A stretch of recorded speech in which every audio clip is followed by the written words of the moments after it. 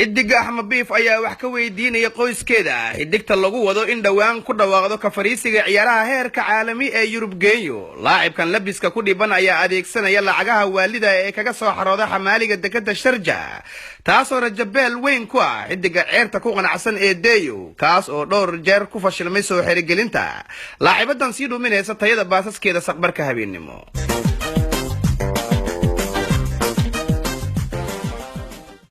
way aragga fanka Xuseen Shire ayaa goor hore oo salaasadii ka biyadiiday inuu kulan saaxiibtinimo la ciyaaray xidigta qaab ciyaareedkeedu hoos u sii dhacaya ee Xawakiin. konton jirkaasi dhawaan uu ku soo biiray fanka ayaa cadeeyay in xidigta kaliya ay sameynayeen filim ka turjumaya dhacdooyinka horyaalka adag ee badda. kaamirooyinka qarsoon ayaana qabtay duqan oo gacmaha ay lugaha kula ciyaaraya xidigtan xilli laacibadan ay maqsuud ku ahayd kubaddaasi sababi kartay gool oo tareeta.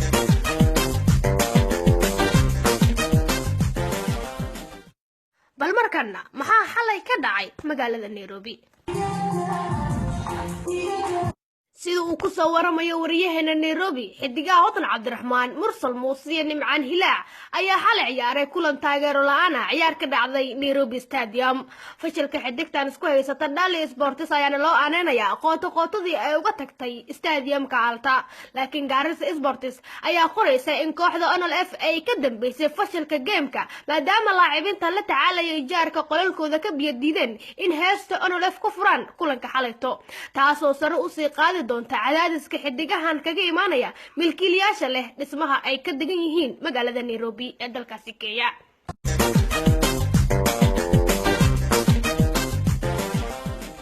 xidigaha saxaafadda Maxamuud Carab iyo Maxamed Bashiir ayaa isbuucan xaqiijiyay in xabsigii Sports oo ay ka soo baxeen ee xamar uu ahaa mid ragga ay gadaal iska raacdaan.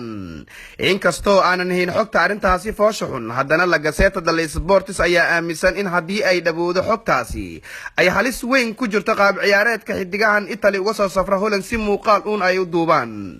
dhanka kale wakiilkooda Daahir Isbitaal ayaa mar kale saakay boggiisa Facebook ku soo qoray inuu hayo xogta kabtanadii dejiyay kaartadii gambi ee Turkiga xilli kabtanka qaranka Turkiga Erdogan aysan wali u kala cadeen laacibiintii isku dhiibtay goolkii ay taageerayaashu habeen hore ka biyadiideen.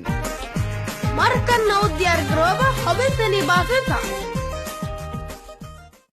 waxaa la baafinayaa xidigta reer USA Farxiye Kabayare markii ciidigu war dambeysana waxay aaminsaneed inaan Muqdisho loo safri karin iyadoona lagala tashan. haddaba cid alaaliyo cidii aragtay xidigtaas leh qaab ciyaareedka Farole waxaa laga codsanayaa inay ku soo hagaajiyaan xafiiska taliyaha Nisa Cabdullaahi Gaafow. haddii ay ka dhaga adeegtana waxaad tusi kartaan flyerka Hodan Cabdiraxmaan oo been ah inaga social media degdeg uga heli doonee.